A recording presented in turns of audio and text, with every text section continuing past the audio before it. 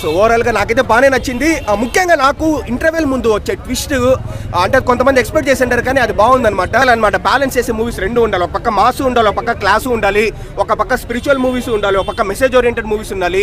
ఓవరాల్గా హ్యాపీగా వచ్చి చూడొచ్చు. ఫస్ట్ ఒక 20 minutes కొంచెం ఓడ్చుకుంటే చాలన్నమాట, హ్యాపీగా వచ్చి చూడొచ్చు. ఇక్కడ వచ్చి అంతమంది నరుకుతాడన్న ఆ సీన్ అయితే మామూలుగా ఉండదు, వేరే లెవెల్ ఉండదు.